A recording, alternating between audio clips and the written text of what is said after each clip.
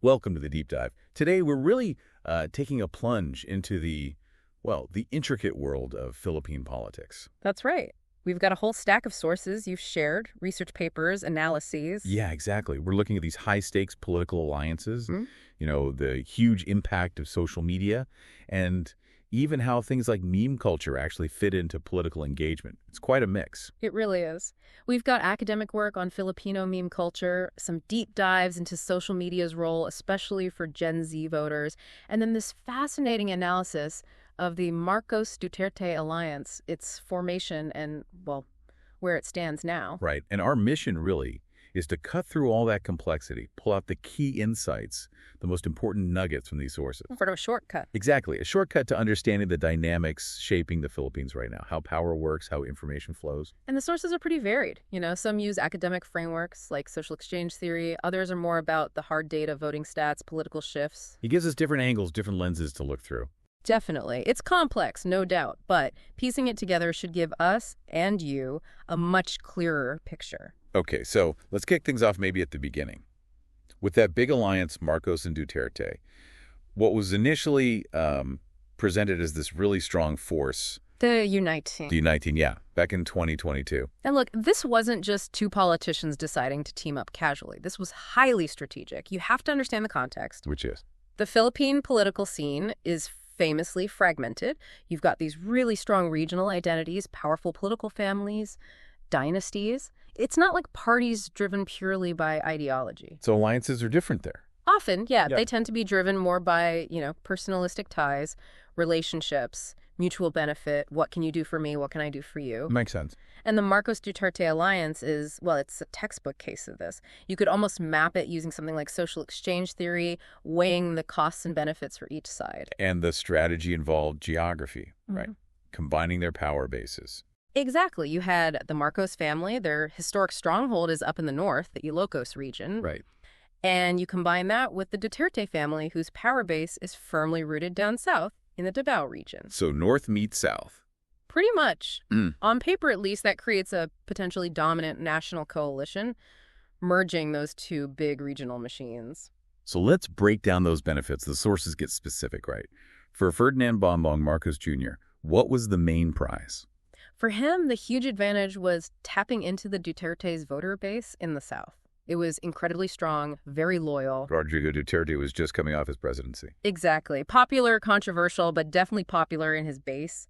Transferring that support, or a big chunk of it, to Marcos Jr. was seen as absolutely critical for winning nationally. A massive electoral boost. Potentially decisive, yeah. Okay, and for Sara Duterte, running as vice president, what was in it for her and her family? Well, her benefits were also pretty significant, maybe even more focused on the future, on legacy, perhaps even protection. Securing the vice presidency, a top national position, meant the Duterte name stayed prominent on the national stage after her father stepped down. Continued influence. Keeps the dynasty relevant. Right. But the sources also hint at something deeper, more personal. The VP role could potentially offer a degree of insulation. Protection, maybe, against future legal challenges or scrutiny related to her father's administration. Okay. And the sources mention the war on drugs specifically, don't they? They do. That's the big one. Rodrigo Duterte's war on drugs was incredibly controversial, led to thousands of deaths, and it's now the subject of an international criminal court investigation. So potential legal exposure for him, maybe others too. That's the concern. So having a family member in a very high national office like the vice presidency, it could be seen as a strategic asset in that context, a buffer. Interesting. And you can't ignore their backgrounds either, right? Both children of presidents who had, let's say, strong leadership styles. Authoritarian styles, yeah. That shared heritage, that understanding of how power works, navigating that kind of political environment, it probably created some common ground, some level of understanding between them initially. It adds another layer. Yeah. Now, how does this kind of alliance, based on power bases and maybe personal deals, fit with how Filipinos actually feel about politics? The source mentioned some polls from 2022 social weather stations. Ah, yes, those SWS polls. They're really revealing because they show a kind of duality, a complexity in public opinion. What did they find? Well, on one hand, you had a huge majority, 89% of adults saying they were satisfied with the way democracy works. Sounds great. Overwhelming support. There's always a but. But when you dug deeper and asked them to choose between democracy and authoritarianism, the picture gets murkier. Okay. Only 60% said they'd always prefer democracy. A pretty significant chunk, 26%, actually said they'd sometimes prefer authoritarianism. Wow, that's more than a quarter. What does that suggest? It suggests that for a lot of Filipinos, maybe the priority isn't just the abstract idea of democracy or sticking strictly to democratic rules. It might be more about, results, effective governance, stability, feeling like things are under control. Pragmatism over principle, perhaps? Perhaps, or just a different weighting of priorities. And this kind of sentiment, this tolerance for authoritarian measures if they seem to deliver results, creates fertile ground for strongman politics, for these kinds of dynastic alliances that promise decisive leadership. It helps explain why they can gain traction. Okay, so that's the setup. The Unite team formed out of strategy and maybe shared history. But the really juicy part in these sources, I think, is how it started to fall apart, or at least show serious cracks. Yeah, the contrast between the initial launch and where things are now is pretty stark. It's become a real-time case study in, the fragility of these kinds of alliances. Alliances of convenience. Exactly. When they're built more on immediate mutual benefit than on, say, deeply shared principles or a long-term governing vision, they often lack the glue to hold together when things get tough. Or when ambitions diverge. Precisely. The underlying differences in political goals and preferred ways of governing, they were probably there from the start. But now, with shifting priorities and external pressures, those differences are bubbling up. Conflicts become almost inevitable. So what were the specific moments or issues that really exposed these cracks? The sources most detail them. They do. Several key things stand out. One of the earliest signs, maybe subtle at first, was Sara Duterte's appointment as Secretary of Education right after the election. Why was that seen as a sign? Well, the source calls it baffling. She didn't really have a background in education, and apparently she let it be known she was more interested in the defense portfolio. Which seems like a more traditional fit, given her father's focus. Right. So landing in education felt unexpected. Maybe it was an early compromise, maybe a sign of some disagreement during cabinet formation. Hard to say for sure, but it raised eyebrows. Okay, that was subtle. What came next was much less subtle, right? The whole fight over confidential funds. Oh yeah, that became a major flashpoint. Really brought the tension out into the open. Remind us what happened there. Okay, so in 2022, her office, the Office of the Vice President, the OVP, got PHP 125 million in these confidential funds. These are supposed to be for surveillance, security stuff, not typically the VP's or education secretary's remit. Yeah. And they're unaudited. Right, that's the key part. Unaudited. Then for 2023, she secured even more PHP 500 million just for the OVP.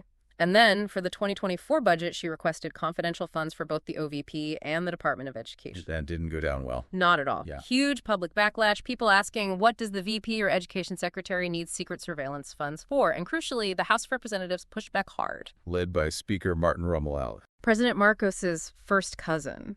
Exactly. Amidst all the public outcry, the House essentially stripped those confidential fund requests from her agencies in the 2024 budget, zeroed them out or slashed them dramatically. That's a big public slapdown. A huge one. It was a clear signal from the Marcos-aligned leadership in the House. She eventually had to publicly state she'd let go of the request. She basically had no choice. Okay, so funding fights. What else is adding pressure? The ICC investigation seems like a constant shadow. Absolutely. The International Criminal Court investigation into the killings during her father's war on drugs, that's incredibly sensitive. Marcos says he doesn't recognize the ICC, right? Keeps repeating that, yes. Yeah. Says the Philippines isn't a member anymore, their jurisdiction doesn't apply. But the investigation is still active. The prosecutor is looking into alleged crimes against humanity. And there's talk of potential arrest warrants for Rodrigo Duterte, maybe others. That potential exists, yes. The sources mention co-conspirators, and they also note that Sara Duterte herself, having been a key official during that period, is potentially implicated or under investigation. So how does this play into the alliance dynamics? The source suggests this looming threat, the possibility of ICC arrests, could be used by the Marcos side, a kind of trump card, they call it. Leverage. Leverage against the Duterte camp if they become too critical or cause too much trouble. It's a powerful, if unspoken, pressure point. Things really seem to spill out into the open in January 2024. Yeah, that was a key moment. President Marcos launched his big new slogan, Bagong Pilipinas, New Philippines, meant to be this unifying thing. But the Duterte camp wasn't buying it. Not really. Skepticism, criticism, almost immediately. Sarah Duterte showed up at the launch briefly, kind of a token appearance. Yeah, then. And then she flew straight down to Davao City for a rally, ostensibly a prayer rally for her father's supporters. But it wasn't just prayers. Far from it. It turned into a full-blown platform for attacking the Marcos administration. Rodrigo Duterte, his son Basta Duterte, the Davao mayor, other allies, they really let loose with heavy criticism. And the sources call this the first significant public display of the split. Yes, it was undeniable after that. And adding another twist, President Marcos's own sister, Senator Ime Marcos, was at that Davao rally. Really? What does that signify? It complicates things, doesn't it? Maybe divisions within the Marcos family itself, maybe just savvy political maneuvering, keeping lines open. But it shows how complex these dynamics are. After that public display, didn't Marcos and Rodrigo Duterte trade insults directly? They did a public spat, derogatory remarks. It wasn't just venting. It was a clear power struggle playing out in the open, each trying to assert dominance, rally their base, maybe undermine the other. Not great for the image of leadership. Okay, one more major area of conflict. Foreign policy, especially China and the West Philippine Sea. This is probably the starkest policy difference between them. Night and day, almost. How so? President Marcos has taken a much more assertive stance, defending Philippine claims and rights in the West Philippine Sea against China's actions. He's actively strengthening ties with the U.S., Australia, other Western powers. He constantly brings up international law, the 2016 arbitral ruling that favored the Philippines. Which is the opposite of Rodrigo Duterte's approach. Completely. Duterte was all about engaging China, seeking economic deals, often downplaying the maritime disputes. Remember his controversial gentleman's agreement with Xi Jinping? Vaguely. It involved concessions, right? Allegedly, yes. Concessions about Philippine resupply missions to its outposts in the sea. It's been heavily criticized as potentially undermining sovereignty. So where does Sarah Duterte stand on this huge issue? That's the interesting part. The sources describe her stance as deafening silence. Silence. On something this big. Yeah. And given her father's very public pro-China stance and the fact that this is a major national issue, her silence is interpreted by the sources as basically aligning with her father's policy, or at least being unwilling to publicly back Marcos's more assertive strategy. Meanwhile, Marcos is publicly criticizing the previous administration's approach. He's used strong language expressing horror at the alleged concessions made. It's a clear signal of his administration's strategic shift away from Duterte's China policy. This isn't just about the alliance falling apart, though. This foreign policy split has real consequences. Huge consequences. For the Philippines' global standing, its national security, economic stability linked to maritime trade and resources, relationships with allies, everything. You need a unified voice on something like this. Ideally, yes. This public discord weakens the country's position internationally. It creates uncertainty. It's not just a symptom of the feud. It's a major policy battle with significant real-world implications, adding even more strain to that already fragile Unite team. You know, hearing all this, the infighting, the confidential funds drama, the foreign policy clashes, it almost feels like it's happening in a bubble. Because the sources are also very clear that the Philippines is grappling with some really serious economic and social problems right now. That's a really important point. And the sources draw that connection directly. This political instability, this public bickering, it actively undermines the kind of stable, predictable environment you need for good governance, for economic planning, for attracting investment. A massive distraction. A huge distraction. The focus shifts to personal rivalries, to populist sound bites, and away from actually debating and implementing solutions to real problems. It pulls energy, resources, attention away from where it's arguably needed most. So what are some of those underlying economic issues the sources highlight, the ones being overshadowed? Well, the economic picture isn't exactly rosy. For instance, growth in the first quarter of 2024 was slower than expected. The sources point to slower spending. Households weren't spending as much. Businesses weren't investing as much. Even government spending was a bit sluggish. And inflation. I know it came down from that really high peak in early 2023. It did. Technically, it's within the government's target range now, but, Okay. and this is a big but for ordinary people, the source describes prices as still being sky high. So the cost of living is still biting hard. Exactly. Essential goods, food, it's still very expensive for the average family. And that feeds back into the slower household spending. People just don't have as much disposable income. Plus, you had the El Niño weather effect in 2024. The drought. That hit agriculture hard. Particularly rice prices. Rice is the absolute staple, so when its price shoots up, it drives food inflation and hits the poorest households the hardest. The source calls it a dire spell. So, immediate economic pain. What about longer-term challenges? There are some really worrying structural issues that need focus. One statistic the source's flag is just staggering. A 90% learning poverty rate. 90%? What does that even mean? It's a World Bank measure from 2022. It means 90% of 10-year-old children in the Philippines couldn't read and understand a simple piece of text. That's devastating. It's an educational crisis. And if you don't fix that, think about the long-term impact.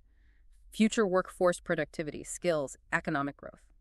It's a ticking time bomb for the country's future. It needs massive, sustained attention. Attention is probably not getting amidst the political noise.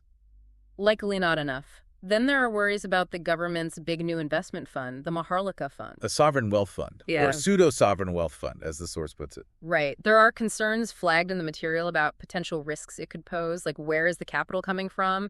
Is it taking too much from state banks, maybe even the central bank? Could that weaken the financial system? These are serious questions needing careful oversight. And then there's the whole push to change the Constitution, charter change, or cha-cha. Yeah. The Marcos administration and its allies are pushing hard to amend the 1987 Constitution.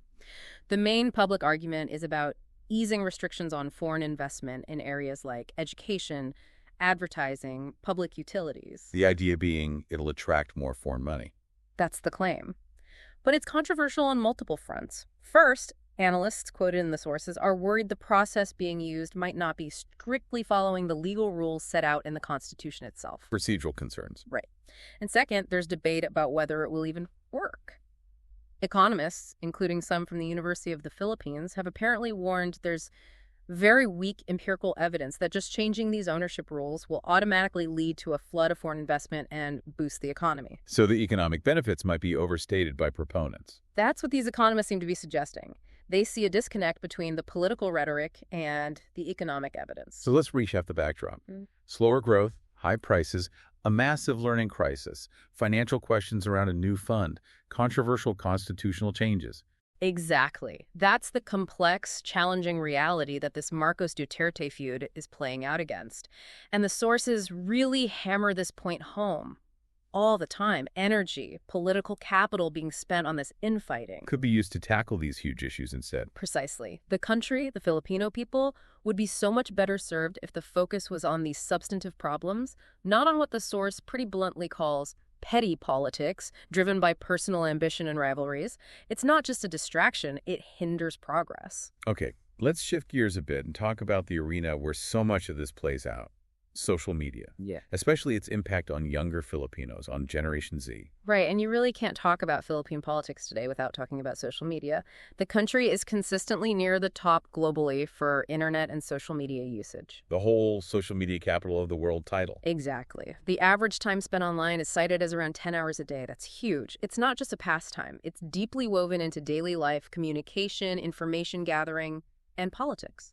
And this reliance got even more intense during the pandemic, right? With lockdown stopping traditional campaigning. Absolutely. The pandemic accelerated a shift that was already happening. With something like 90% of Filipinos having social media access, campaigns had to go digital to reach voters. It became the primary battleground. Which makes understanding Gen Z crucial. Who are we talking about here, age-wise? Roughly those aged 12 to 27 now. The voting segment is 18 to 27. And this generation is, well, digitally native. They grew up with it. Completely. They're way more active online than older generations. One stat mentioned is that 81% of Filipino Gen Zs prefer social media for communication. It's their default space. They're a huge group, numbers-wise. Massive and growing in influence. Around 41 million Gen Zs in total. That's nearly 40% of the population.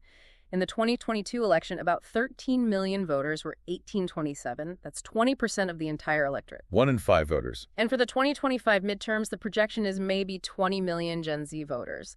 Politicians simply cannot ignore them. And social media gives them what the source calls unmediated access to politics. Yes, and that's the real double-edged sword here. How so? On the one hand, it's potentially empowering. It gives them a space for activism, for connecting with others, for building political communities online. It can encourage engagement. Give the downside. The downside is huge. These platforms are flooded with rampant misleading reports, as the source puts it. Misinformation, disinformation, fake news. It spreads like wildfire. And Gen Z, being so immersed, is incredibly susceptible to these false narratives. Well, the sources mentioned the Philippines has a history with this, right, going back to 2016. Yeah, it's interesting context. Politicians used websites back in '98, but 2016 Rodrigo Duterte's campaign is widely seen as the first social media election. How do they use it? Heavily. They built a massive online following using unpaid supporters, vloggers, but also, according to numerous reports cited in the sources, alleged networks of paid trolls and automated social media bots. To do what? Amplify messages, attack critics. Both. Boost support, create an impression of overwhelming popularity, and also systematically target and intimidate critics or opponents online. It was very organized. And the source mentioned the Philippines being called patient zero for this stuff. Unfortunately, yes. Internationally recognized as one of the earliest and most prominent examples of large-scale, weaponized internet disinformation campaigns starting around 2016. It kind of set a dark precedent. And the platforms themselves allow politicians to bypass traditional news media. That direct connection is key. It lets politicians speak directly to voters without the filter of journalists asking tough questions or fact-checking in real time. The sources do note a positive link between social media use and political participation, so it does engage people. But the quality of that engagement is questionable sometimes. Exactly. Politicians use it for propaganda just as easily as for genuine communication, tailoring messages, targeting audiences very effectively. Though there was an interesting point about Gen Z maybe being better at navigating this. Yeah, it's a hopeful note, maybe. The idea is that because they grew up in this environment, they might be more proficient at navigating it. Maybe they have better instincts for spotting fakes or filtering out noise compared to older generations who adopted social media later. It's not a guarantee, but maybe a bit more resilient. Potentially.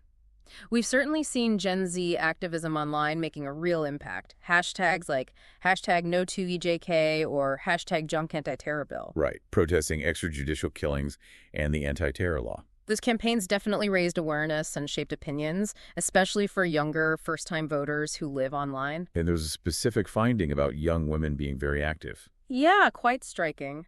Young women aged 18-24 were found to be a big chunk of the users discussing election topics online. Like 59% of users talking elections were 18-24, and 60% of those were women. So young women are really driving a lot of the online political conversation. Seems like it. Suggests their influence is growing significantly in that digital space. And Gen Z doesn't just look at policies, right? They look at the politician's broader image. Very much so. They have higher expectations about what the sources call social outputs, like, does this politician seem to care about their staff, their community impact, the environment? These things matter to Gen Z. About a third said these social outputs influence their view of a politician's reputation. A more holistic view. Definitely. But the sources also point out a research gap. We know social media is influential, but we need to understand better what really works for Filipino Gen Z. Like what specific content clicks? How do you genuinely get them involved? Exactly. And crucially, how do their perceptions of authenticity and transparency shape who they listen to and who they vote for? That's still an area needing more study. Okay, let's pick up on that thread. What content resonates? And this idea of politainment, politics mixed with entertainment, and the role of memes, TikTok. Right. Politainment is basically politics packaged to entertain. And memes within that have become this alternative way to comprehend political discussions. Simpler, maybe. More engaging. Yeah, they offer a concrete means of engaging, often through humor or relatability, even if the engagement itself is quite shallow. The sources had examples, didn't they? Like the bongo photos. Yeah, Senator Bongo, always appearing beside President Duterte in photos, became a running visual gag. A meme implying closeness or maybe subservience? Or remember when former VP Lenny Robredo just tweeted lols in response to something about Bong Bong Marcos. Yeah, that blew up. Exactly. That kind of thing gets instantly memeified, and you see politicians themselves using slang, trying to tap into that online culture, seem more relatable. And the argument is just interacting with these memes, liking, sharing, is political in itself. That's the point the source makes. Even passively consuming or reacting signifies something, right? It reflects or reinforces your standpoint, even without a big essay explaining why, is political expression via culture. But then the big question comes up. Why are people sharing them? Is it really about political critique? Or is it just about the joke, the humor? It's probably a mix, but the sources warn about the limits of the meme. While they definitely make complex issues seem easier to understand and digest, and they boost awareness through humor and simplification. They oversimplify. Massively. That's the danger. Reducing big, nuanced policy debates or governance issues to a picture with a short caption designed for a quick like or share. It actively discourages perceptive thinking. Deeper analysis gets lost. And that makes them useful for manipulation. Extremely useful. Politicians can use memes for slick PR, for spreading propaganda or outright misinformation, or just to distract people from addressing the real issues, as the source says. Get everyone laughing at a meme while a serious problem gets ignored. And the worry is this becomes normal. Deinstitutionalized. Yeah, that it shapes how people think about politics, maybe even damages the ability to do proper analysis. Sarah Duterte's use of TikTok is presented as a key example of this politainment strategy. It is. The source details a content analysis of her TikTok videos, like 33 of them over several months recently. And what did they find? What image is she projecting there? Interestingly, it's noted that her TikTok style strays quite a bit from her father's famous tough-talking image. So she's not doing the Duterte senior persona online. Not really on TikTok. Instead, she cultivates what the analysis calls two complementary personalities. One is the relatable persona, showing personal moments, doing trends, being approachable. The other is the efficient official, highlighting her work, but usually in that fast-paced, visually engaging TikTok style. A carefully crafted image for that platform. Very much so. And TikTok itself is huge in the Philippines. Taken the country by storm, most downloaded app, almost an extension of public life, the source says. It's dramatically changed how people get information and engage politically. And politicians use it even after winning elections. Yeah, not just for campaigning. They use it to maintain clout and reputation, styling themselves using the platform's trends and features to stay relevant and connected. Which ties into that idea of the celebrification of politics. Exactly. Politicians acting like influencers, basically, focusing on relatability, trying to create a sense of intimacy, using personality to keep people engaged in this crowded online world. So going back to what works best for Gen Z online, the sources summarize the key content types. They do. Short-form video, especially TikTok, is huge. Visuals, like on Instagram, that encourage sharing. Interactive stuff like polls or quizzes can boost engagement. Live streams for direct interaction. And, crucially, memes and humor. They grab attention, make politics feel less intimidating. But underlying all of this content strategy, the most important factor for Gen Z seems to be authenticity. Absolutely critical. The sources hammer this home. For Gen Z voters, a sense of authenticity in a candidate is often more important than just traditional policy debates or party affiliation. They want someone who feels real, Yeah. shares their values. Yes, they're drawn to candidates who seem genuine, who appear to share their ideals. Sincerity, openness, the source uses words like translucency and nobility about goals. That's what builds trust. And social media is where they judge this. It's their primary window. They feel they can assess a candidate's sincerity directly, bypassing the polished political ads. And this feeling of direct evaluation is key to getting them genuinely involved. And they can spot fakes. Yeah. Performative activism. They're often quick to call it out, yeah. If a politician seems to be just saying something trendy or hopping on a bandwagon without real commitment, Gen Z tends to see through it and reject it. And what their friends think online matters too. Hugely. Peer views, group chats, endorsements from trusted online figures, all that heavily influences how they judge a candidate's authenticity and who they might support. They seem drawn to leaders who admit flaws, who seem genuine and personable, not perfect political robots. So in this confusing online world full of misinformation, authenticity is like an anchor. It's a vital filter. They're searching for trustworthy sources and genuine voices, someone who actually demonstrates commitment to community or social change, not just talks about it, can really resonate and inspire them. But we shouldn't paint Gen Z with one brush, right? They're diverse. Totally. The sources stress that. Many identify as independent or progressive. They often look for leaders with lived experiences who show a real grasp of complex problems. So it's not just about personality. There's a desire for substance, too. But that core finding remains. Authenticity is apparently Gen Z's most important personal objective, valued even over fame or money. And that personal value translates into their political preferences. It seems to.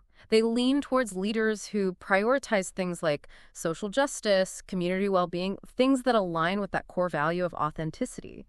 It means old-school political messaging often just doesn't land if it doesn't feel real to them. Okay, so wrapping things up, looking ahead, the picture the sources paint is one of, well, uncertainty, isn't it? For the alliance, for Philippine governance generally. Very much so. Those tensions in the Unites aren't likely to just disappear. They could easily escalate further. And the May 2025 midterm elections are looming large. Seen as a crucial test. Absolutely. A test for both Marcos and Duterte camps. How strong is their support? Can they hold their bases? How will the public react? But unfortunately, the run-up to the midterms will likely be another big distraction from those pressing socioeconomic issues we talked about. More politics, less focus on problems. And Sarah Duterte is still polling well for 2028. Yeah, despite the current friction, early polls consistently show her among the top potential presidential contenders for 2028. Her long-term ambitions are clearly still in play, which adds another layer to the current dynamics. So this whole situation, the fragile alliance, the upcoming electoral battles, creates challenges for everyone involved, but maybe especially for the opposition, the pro-democracy forces. Definitely. They have to navigate this landscape of strong regional loyalties, powerful dynasties, populist appeals, and try to push for a more stable, transparent, and inclusive way of governing. It's a huge task. And a key challenge for them is finding a message that resonates, a compelling alternative. It's more than just criticizing the current setup.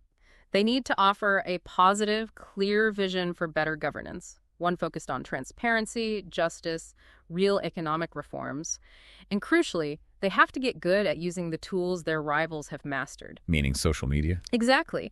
Mastering modern political communication tools. The sources note, maybe a bit critically, that some key opposition figures seem to have realized this belatedly.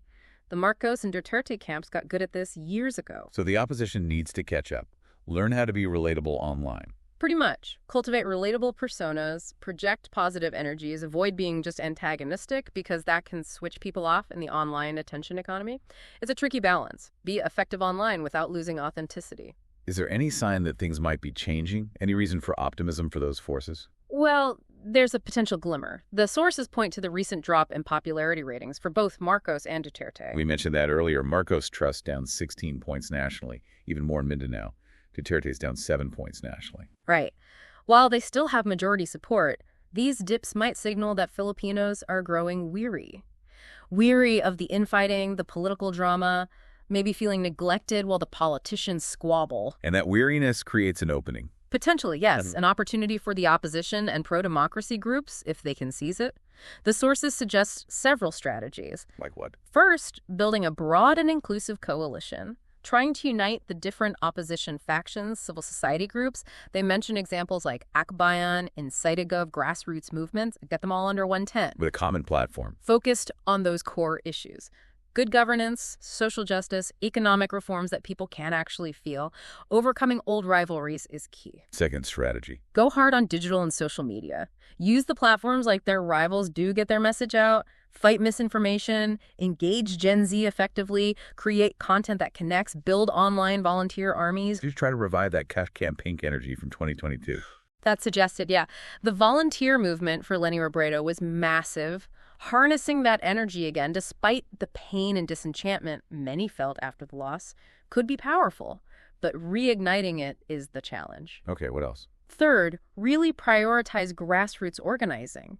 Get out into the communities, especially marginalized ones. Listen to people's actual concerns. Bring those into the national conversation. Let's focus on bread and butter issues. Exactly.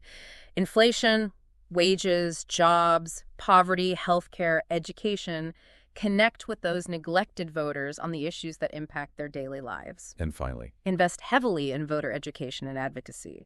Help create a well-informed electorate that understands the stakes, knows how democracy works, and votes based on merit and public good, not just name recognition or popularity. that sounds like a tall order challenging these established dynasties. It is difficult, but not impossible, as the source puts it. Strengthening civil society, getting people engaged is crucial, but it also needs structural reforms, like finally enacting real anti-dynasty laws, which are mentioned in the Constitution but never implemented.